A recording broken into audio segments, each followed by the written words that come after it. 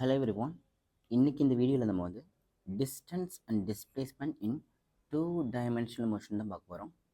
Okay, இந்த theory வந்து ஒரு ஜென்ரலைஸ்டு தியரியாக பார்க்குறத விட எக்ஸாம்பிளாக பார்த்தா இன்னும் கொஞ்சம் தெளிவாக புரியும். ஸோ நம்ம எக்ஸாம்பிள் வச்சு இந்த தியரியை இந்த கான்செப்டை நான் நடத்துகிறேன். ஸோ இதில் பாடி என்ன போட்டிருக்குன்னா, a body is start from rest origin. அதாவது எ பாடி வந்து start from the origin O, ஏதோ ஒரு ஆரிஜின் ஓலேருந்து ஸ்டார்ட் ஆகுது அண்ட் மூவிங் டுவர்ஸ் ஈஸ்ட். அப்போ முதல்ல ஈஸ்ட்டில் 10 மீட்டர் போகுது, அதுக்கப்புறம் சவுத்தை நோக்கி ஒரு 5 மீட்டர் போகுது, அப்புறம் வெஸ்ட்டை நோக்கி போகுது. ஸோ இங்கே பார்த்தீங்கன்னா ஈஸ்ட்டும் சவுத்தும் நமக்கு மியூச்சுவலி பெர்பெண்டிகுலர் டைரக்ஷன்ஸாக. அப்போ கண்டிப்பாக இது வந்து டூ டைமென்ஷனல் மோஷனில் தான் போயிட்டு இருக்கு நமக்கு. ஸோ முதல்ல நான் வந்து டயக்ராம் வரைஞ்சிடறேன். ஸோ அப்போ இனிஷியலாக ஒரு ஆரிஜின் ஓ அப்படின்றதுல ஸ்டார்ட் ஆகுது. ஸோ ஓவில் இருந்து ஒரு ஈஸ்ட் டைரக்ஷன் நோக்கி, ஈஸ்ட் நமக்கு ரைட் ஹேண்ட் சைட் டைரக்ஷனாக ஒரு 10 மீட்டர் போகுது. ஓகே, ஒரு 10 மீட்டர் வந்து ஈஸ்ட் டைரக்ஷன் நம்ம நோக்கி போச்சு. அண்ட் தென் ஒரு சவுத் டைரக்ஷன் நோக்கி 5 மீட்டர் போகுது. ஸோ சவுத் டைரக்ஷன் நமக்கு டவுன்வுட்டில் இருக்கும். ஒரு 5 மீட்டர் வந்து டவுன்வுட்டில் போயிருக்கு, 5 மீட்டர் வந்து சவுத் டைரக்ஷனில் போச்சு. And then towards west for 2 metre. So வெஸ்ட்டுன்றது நமக்கு லெஃப்ட் ஹேண்ட் சைடு நமக்கு இருக்கும். அப்போ இதான் நமக்கு வெஸ்ட் டைரக்ஷன், அது ஒரு 2 மீட்டர் போயிட்டுருக்கு. ஓகே, அப்போ நான் ஓவில் ஸ்டார்ட் பண்ணேன் அண்ட் ஃபைனலாக வந்து இந்த ஏ அப்படிங்கிற இந்த பாயிண்ட் வந்துக்கிறேன். ஸோ கொஸ்டினில் வந்து எனக்கு டிஸ்டன்ஸ் அண்ட் டிஸ்பிளேஸ்மெண்ட் எவ்வளோ. ஸோ டிஸ்டன்ஸ் ரொம்ப ஈஸி தான், நீ எவ்வளோ பார்த்து கவர் பண்ணியோ அதை ஜஸ்ட் ஆட் பண்ணி போட்டாலே போதும். அப்போ டிஸ்டன்ஸுன்றது முதல்ல ஒரு 10 மீட்டர், அடுத்து 5 மீட்டர், அடுத்து ஒரு 2 மீட்டர், அப்போ 10 + 5 + 2 வந்து 17 மீட்டர். அப்போ 17 மீட்டர் தான் நமக்கு வந்து டிஸ்டன்ஸ். அண்ட் டிஸ்பிளேஸ்மெண்ட் வேணும் அப்படின்னா நான் ஆல்ரெடி சொன்ன மாதிரி நீ 2 மெத்தடில் கண்டுபிடிக்கலாம். ஸோ ஃபஸ்ட்டு மெத்தட் வந்து டயக்ராமேட்டிக்கல் மெத்தட். அதாவது இனிஷியல் பாயிண்ட்டையும் ஃபைனல் பாயிண்ட்டையும் கண்டுபிடிச்சி அதை ஒரு ஸ்ட்ரெயிட் லைனில் கனெக்ட் பண்ணிட்டோம் அப்படின்னா ஒரு லைன் கிடைக்குமா, அந்த லைனோட லென்த்து தான் நமக்கு தேவை. அப்போ இதுதான் அந்த லைன். ஓகே, இது எப்படி கண்டுபிடிக்கிறது அப்படின்னா, இப்போ நான் வந்து இந்த ஓவையும் ஏவையும் கனெக்ட் பண்ணிட்டேன். இப்போ இதை கனெக்ட் பண்ணதுக்கப்புறம் இது பார்க்குறதுக்கு ஒரு ட்ரையாங்கிளோட ஹைப்போட்டெனியூஸ் மாதிரி இருக்கா. அப்போது இதையும் இந்த லைனையும் நான் கனெக்ட் பண்ணிட்டேன் அப்படின்னா அது எனக்கு ட்ரையாங்கிளாக மாறிடும். இப்போ எனக்கு இது வந்து 5 மீட்டர் அப்படின்றது நமக்கு தெரியும். அப்போ இந்த லென்த் வேணும் அப்படின்னா இந்த டோட்டலாக உள்ள 10ல் இருந்து இந்த 2 நான் சப்ராக்ட் பண்ணிட்டேன்னா அது கிடச்சி நமக்கு, அப்போ மொத்தம் நமக்கு 8 மீட்டர். அப்போ அக்கார்டிங் டு பித்தாகரஸ் தியரம் எனக்கு ஓஏ அப்படின்றது √8 ஸ்கொயரு ப்ளஸ் ஒரு 5 ஸ்கொயர். அப்போ நமக்கு 8 ஸ்கொயர் அப்படின்றது நமக்கு 64 ப்ளஸ்ஸு 5 ஸ்கொயர் அப்படின்றது நமக்கு 25. அப்போ 64ஐயும் நான் 25 ஆட் பண்ணால் எனக்கு 89 கிடைக்கும். அப்போ மொத்தமாக எனக்கு ரூட்டுக்குள்ளே ஒரு 89 கிடைக்கும். இப்போ 89 நம்ம ரூட்டை விட்டு எடுத்தோம்னா நமக்கு எவ்வளோ கிடைக்கும். ஸோ கிட்டத்தட்ட ஒரு 9 பாயிண்ட் சம்திங் கிடைக்கும். அப்போ அப்ராக்சிமேட்டாக நமக்கு அது ஒரு 9 மீட்டர் தான் என்னோடய டிஸ்பிளேஸ்மெண்ட். இது வந்து டயக்ராமெட்டிக்கலாக சொல்லணும். இல்லை டயக்ராமெட்டிக்கலாக வேண்டாம், அப்போ நமக்கு டிஸ்பிளேஸ்மெண்ட் கண்டுபிடிச்சிருக்கு. இப்போ நான் அப்போ என்னோடய டிஸ்பிளேஸ்மெண்ட் வந்து magnitude wise which is equals to 9 metre. ஓகேண்ணா, 9 பாயிண்ட் சம்திங் இருக்கும். ஸோ நான் அப்ராக்சிமேட்டாக 9 மீட்டர் எடுத்துக்கிறேன். இப்போ இது வேண்டாம், எனக்கு வெக்டார் மெத்தட் தான் வேணும் அப்படின்னா வெக்டார் மெத்தட் படி எனக்கு டிஸ்பிளேஸ்மெண்ட் எஸ் வெக்டார் அப்படின்றது டிஸ்டன்ஸ் வித் டைரக்ஷன் தானே.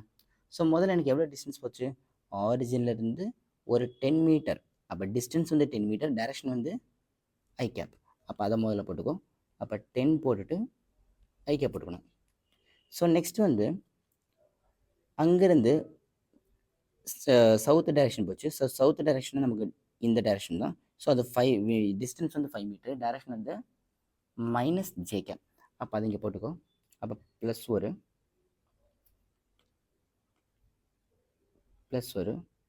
5 -j கேப், ஏன்னா சவுத் டைரக்ஷனில் அடுத்து ஒரு ப்ளஸ் போட்டுக்கோ.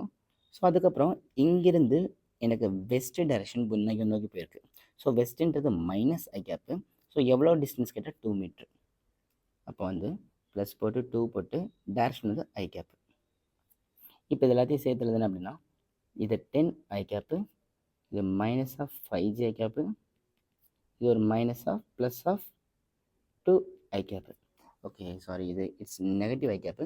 ஸோ இப்போ இது நமக்கு என்ன ஆகும், மைனஸாக வருமா. It's minus i cap.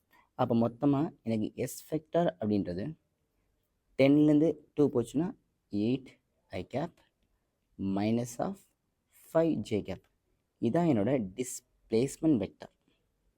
அப்போ இந்த வெக்டோரியல் மெத்தட் யூஸ் பண்ணால் எனக்கு டிஸ்பிளேஸ்மெண்ட் வெக்டார் ஃபார்மில் கிடைக்கும். அப்போ இதுக்கு மேக்னிடியூட் எடுத்தோன்னா that square root of 8 square plus 5 ஸ்கொயரா. ஸோ எப்போ வந்து ரெண்டு டிஃப்ரெண்ட்டான யூனிட் வெக்டர் வருதோ அப்போல்லாம் நீ மேக்னிடியூட் கண்டுபிடிக்க ஸ்கொயர் ரூட் எடுக்கணும். அப்போ அகைன் வந்து 64 plus 25 so which is equals to 89. So என்னோடய அப்ராக்சிமேட்டாக என்னோடய மாடுலஸ் ஆஃப் டிஸ்பிளேஸ்மெண்ட் வெக்டார் வந்து 9 மீட்டர். ஓகே, இது ஒரு எக்ஸாம்பிள். ஸோ நெக்ஸ்ட் எக்ஸாம்பிள் வந்து a body start from origin O. A body start from origin O moving 5 meter towards north. அப்போ முதல்ல north நோக்கி போயிருக்கு. Then moving towards west for 2 metre. அப்போ முதல்ல 5 மீட்ரு டுவர்ட்ஸ் நார்த்து, அடுத்து வெஸ்ட் டைரக்ஷனில் 2 metre, and then again moving towards north for 3 metre. So find the distance and displacement வந்து கேட்டிருக்காங்க. ஸோ முதல்ல டயக்ராம் வரைஞ்சிடலாம். நான் வந்து இங்கே ஓ அப்படிங்கிற டைரக்ஷன் வச்சுக்கேன். ஸோ எனக்கு நார்த்துன்னா நான் இப்படி வரைவேனா, இது அப்வர்டுன்னு சொல்கிற தப்பான டைரெக்ஷன். ஓகே, நார்த்துனா பிளேனில் இப்படி தான் இருக்கும். ஸோ முதல்ல வந்து நார்த் டைரெக்ஷனில் ஒரு 5 மீட்டர் போயிருக்கு. அப்போ 5 மீட்டர் போனதுக்கப்புறம் அகைன் நமக்கு எங்கிட்ட போயிருக்கு டுவர்ட்ஸ் வெஸ்ட்டுன்னு இந்த பக்கமும். அப்போ இந்த பக்கம் ஒரு 2 மீட்டர் போயிருக்கு. திரும்ப அகைன் நார்த்தில் வந்து 3 மீட்டர் போயிருக்கு. 3 மீட்டர் போயிருக்கு. திரும்ப இங்கே ஏதோ ஒரு பாயிண்ட் ரீச் பண்ணியிருக்கு. அதை நான் ஏன்னு வச்சுக்கிறேன். ஸோ இப்போ இந்த இடத்துல டிஸ்டன்ஸ் ரொம்ப ஈஸியாக கண்டுபிடிச்சிடலாம். எனக்கு இதில் டிஸ்டன்ஸ் அப்படின்றது எல்லாத்தையும் ஜஸ்ட் ஆட் பண்ணால் போதும். அப்போ 5 + 2 + 3 அப்போ நமக்கு மொத்தமாக 10 மீட்டர் ஆச்சு. ஆனால் டிஸ்பிளேஸ்மெண்ட் கண்டுபிடிக்கிறதுக்கு நீ கண்டிப்பாக இந்த இடத்துல டயக்ராம் மெத்தட் யூஸ் பண்ண முடியாது.